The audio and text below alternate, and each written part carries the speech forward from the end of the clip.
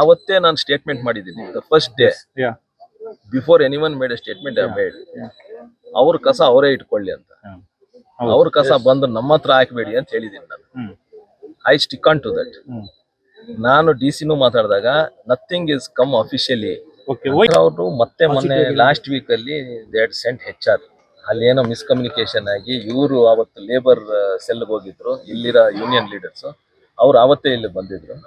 So ಮೊನ್ನೆನೂ ಅವ್ರು ಬಂದಾಗ ಹಿಂಗೆಲ್ಲ ಆಯ್ತು ಅಂತ ಹೇಳಿದಾಗ ಮತ್ತೆ ಮ್ಯಾನೇಜ್ಮೆಂಟ್ ಅವ್ರು ಮಾತಾಡಿ HR ಮಾತಾಡಿ who is in charge of KGF unit, ನೀವು ಒಂದು 10 days ಇಲ್ಲ 15 days ನೋಟಿಸ್ ಕೊಟ್ಟು ಇವತ್ತು ಬರ್ತಾ ಇದೀವಿ ಅಂತ ಹೇಳಿ ಬಂದು ಕೂತ್ಕೊಂಡು ಮಾತಾಡಿ ಅಂತ ಹೇಳಿದ್ದೀನಿ. They are asking for 3 things. One is government whoever is working as a contract basis permanent ಮಾಡಿ ಅಂತ ಒಂದು ಕೇಳ್ತಿದ್ದಾರೆ. The second one is wage revision from 2024 ಏಪ್ರಿಲಿಂದ.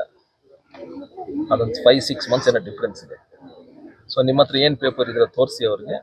There is little confusion regarding that is not an issue. Wage revision ಏನು problem ಏನಿಲ್ಲ. ಇದನ್ನ ಏನು ಅವರು permanent ಮಾಡಬೇಕು ಅಂದರೆ that is the government of India rules. So ಅದನ್ನ ಚೇಂಜ್ ಮಾಡೋಕ್ಕಾಗಲ್ಲ. They are given an exception of 5 years ಅಂತ ಕೂಡ ಹೇಳಿದ್ದಾರೆ. That also they will tell to the employees. ಅದ್ರ ಬಿಟ್ಟು ಇವಾಗ ಹೆಂಗೆ ಸೆಲೆಕ್ಷನ್ ಪ್ರೊಸೆಸ್ ನಡೆಯುತ್ತೋ, ರಿಟರ್ನ್ ಎಕ್ಸಾಮ್ ಆಗೇ ಆಗಬೇಕು, ಅದರಲ್ಲಿ ಪಾಸ್ ಆಗಬೇಕು, ಅದರೆಲ್ಲ ಇದೆ. So you cannot divert all those things. Garbage ಬಗ್ಗೆ ಸರ್ ಏನು ಅವತ್ತು ನನಗೆ ಮಾಹಿತಿ ಬಂತು ಆವತ್ತೇ ತಹಶೀಲ್ದಾರ್ ಮಾತಾಡಿದ್ರೆ, ಆವತ್ತೇ ನಮ್ಮ DGML ಇವ್ರನ್ನ ಮಾತಾಡಿದೆ.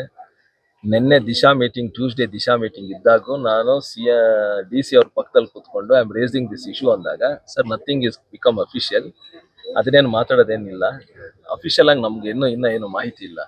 They have told me to show me the land. ಆ ಲ್ಯಾಂಡ್ ಮಾತ್ರ ತೋರಿಸಿದ್ದೀನಿ, ಅದು ಬಿಟ್ಟು ನನಗೆ ಏನು ಮಾಹಿತಿ ಇಲ್ಲ. ಅದ್ರ ಬಗ್ಗೆ ಏನು ಬರುತ್ತಾ ಇಲ್ವಾ ಸರ್ ಅಕಾರ್ಡಿಂಗ್ ಟು ಯು?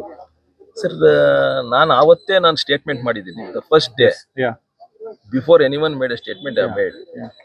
ಅವ್ರ ಕಸ ಅವರೇ ಇಟ್ಕೊಳ್ಳಿ ಅಂತ. ಅವ್ರ ಕಸ ಬಂದು ನಮ್ಮ ಹತ್ರ ಹಾಕ್ಬೇಡಿ ಅಂತ ಹೇಳಿದ್ದೀನಿ ನಾನು. I stick on to that.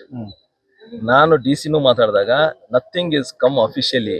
Okay, why still DC is not opening his mouth? Why are not given clarification? ಮಾತಾಡಿದಾರಲ್ಲ. No, he has not given clarification. ನಾನು ಯಾವಾಗ ಸ್ಟೇಟ್ಮೆಂಟ್ ಮಾಡಿದ್ದೀನೋ the next day evening at 4:30 he's made a statement. It is come in a YouTube channel. Sir ಅದು ಒಂದು ಸುತ್ತಿನ ಮಾತುಕತೆ